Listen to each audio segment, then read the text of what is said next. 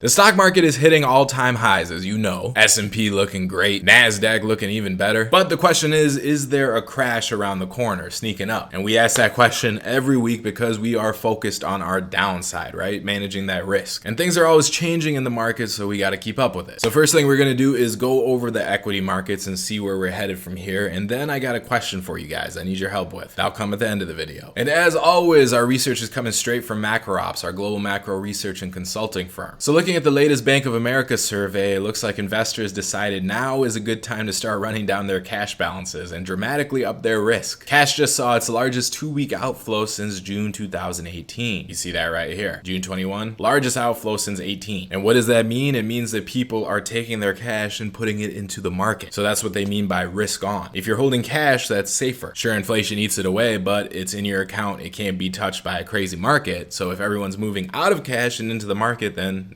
that's better for equities because there's buying pressure. And like we already talked about, there's a reason the market is climbing higher now. And for stock prices to climb, what do you need? You need buying. Global financial conditions have not been this loose since January 2018. That's not a coincidence that we're relating everything back to 2018, as you'll see. So once again, if you're looking at these green bars right here, which measure financial conditions, when's the last time this happened? 2018. And look at this price action in 2018. It was not an easy year. Now, the reason we have easy financial conditions is because of an incredibly large global credit impulse. And that impulse peaked at the start of the year. And when we talk about easy conditions and easy money, we're talking about central banks printing a lot of the time. Because markets, when you boil them down, they can be very simple in the sense that if there's more money floating around in the economy, that means more money going into financial assets. So people got a bunch of money in their pocket that they need to burn, they're going to put it into the market and it's going to push asset prices higher. So you guys know the Stan Druckenmiller quote that we always talk about in this channel. It's liquidity that moves markets, not anything else. Liquidity is the most important thing, which is once again why we're looking at it here. More liquidity means easier financial conditions. So a global credit impulse means more money. So after something like that happens, the economy and market tend to reap the benefits of it 12 to 18 months after the impulse has peaked, which is once again why you see prices going up right now. Our long-term US market breadth oscillator shows how well breadth continues to hold up. See this red line here looking pretty good. And breadth is important in the market because you're comparing how many stocks are going up versus how many are going down. And for a healthy market, you want a lot of stocks moving higher together. You don't want just a few of them pulling the market up by itself because that's not healthy. It's not stable. It means there's a lot of air and it's much easier to collapse. So if breadth is good, then the market is stronger. So the strong breadth and the easy financial conditions increases the probability that the S&P's breakout, which it just had from its 2-month sideways range, you can see right here, there's a good chance that we will continue to see some bullish action. So we'll see the follow through. And the measured move from here, if you're using technical analysis, is around 4,420. So perfect for Elon. And that would be 3% above current prices. So that's where we could kind of see this action move towards. In another sign that we're shifting into full-on risk mode, we saw bonds break down below their 4-month bearish wedge. And when bond prices fall, interest rates are going up, right? So this will continue to happen with bonds continuing to fall until they hit the equity market's uncle point, because we also know that rising rates isn't good for equities. Now, if you guys have been watching our videos,